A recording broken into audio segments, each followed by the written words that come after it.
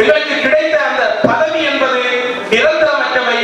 ஆனால் பதவியில் இருக்கின்ற போது நாங்கள் சாதித்திருக்கின்ற விடயங்களும் நாங்கள் காட்டிய பண்புகளும் தான் நிரந்தரமாக மற்றவர்களுக்கு ஒரு நல்ல செய்தியினை சொல்லிக் கொண்டிருக்கும். எனவேதான் அவர் குறிப்பிட்ட அந்த கருத்து, கடந்து வந்த பாதையினை திரும்பி பார்க்க வேண்டும்.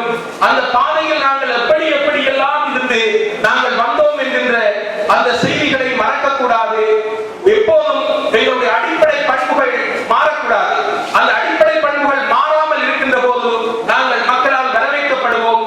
காலத்திற்கு காலம் எங்களுடைய பண்புகள் அடிக்கடி மாறிக்கொண்டிருக்குமாக இருந்தால் அந்த பண்புகளை மக்கள் மதிக்க மாட்டார்கள். எனவே அவருடைய கருத்தினை நான் ஏற்றுக்கொள்கிறேன். அவ்வாறு செயல்பட வேண்டும்.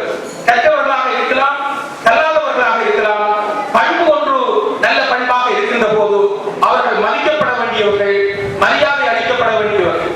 கற்றவர்களாக இருந்தாலும் கல்லாதவர்களாக இருந்தாலும் பண்புகள் சில வழிகளில் குறைவாக இருக்கின்ற போது அந்த இடத்தில் மரியாதை அளிப்பது என்பது கஷ்டமான ஒரு காரியமாகத்தான் அமைந்துவிடும் என்பதையும், இந்த பாடசாலையில் நீங்கள் கஷ்டப்பட்டு உங்களுடைய மாணிக்க மடு என்று சொல்லப்படுகின்ற இடத்தில், அதுவும் அந்த இடத்தில் தமிழர்கள் 150 குடும்பங்கள் வாழ்ந்து கொண்டிருக்கின்றன. அதேவேளை முஸ்லிம்களும் அந்த பிரதேசத்தில் வாழ்ந்து கொண்டிருக்கின்றார்கள்.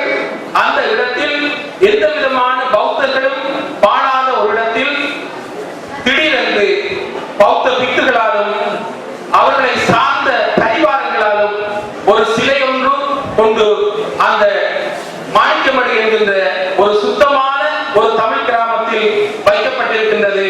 இதனை முஸ்லிம்களும் தமிழர்களும் கூட்டாக எதிர்க்கின்றார்கள். ஏனென்றால் வழிபடுவதற்கு பௌத்தர்கள் இல்லாத இடங்களில் அந்த சிலைகளை வைப்பது என்பது ஒரு ஆன்மீக உண்மையான ஒரு கடவுளாக மதிக்கப்படுகின்ற அந்த இறை வடிவத்திற்குரிய புத்தரை ஒரு ஆக்கிரமிக்கின்ற ஒரு சின்னமாக கொண்டு அந்த இடத்தில் வைக்கின்ற போது உண்மையில் அந்த கௌதம புத்தரின் நல்ல போதனைகளை அறியாதவர்கள் அதனை எதிர்க்கக்கூடிய வாய்ப்பு இருக்கின்றது. கிளிநொச்சியில் வைக்கப்பட்ட அப்படிப்பட்ட பௌத்தர்கள் இல்லாத இடத்தில் வைக்கப்பட்டிருந்த அந்த சிலை அகற்றப்பட்டிருக்கின்றது. நல்ல காரியம். அதே போன்று வழிபடுவதற்கு ஆட்கள் இல்லாத இடத்தில், வழிபடுவதற்கு உரிய பக்தர்கள் இல்லாத இடத்தில் இந்த சிலைகளை நிறுவுகின்ற இந்த அரசியல் செயற்பாடுகள் அல்லது அடிப்படைவாத செயற்பாடுகள் தவிர்க்கப்பட வேண்டிய ஒரு விடயமாக அமைந்திருக்கின்றது. இந்த நாடு உண்மையில் உருப்பட வேண்டுமாக இருந்தால் இந்த நாடு மதசார்பற்ற நாடாக மாற வேண்டும். எந்த மதத்திற்கும் சார்பு இல்லாத எல்லா மதத்தையும் சமமாக மதிக்கின்ற ஒரு நாடாக மாற வேண்டும். அதே போன்று மொழி சார்பற்ற நாடாகவும் இருக்க வேண்டும்.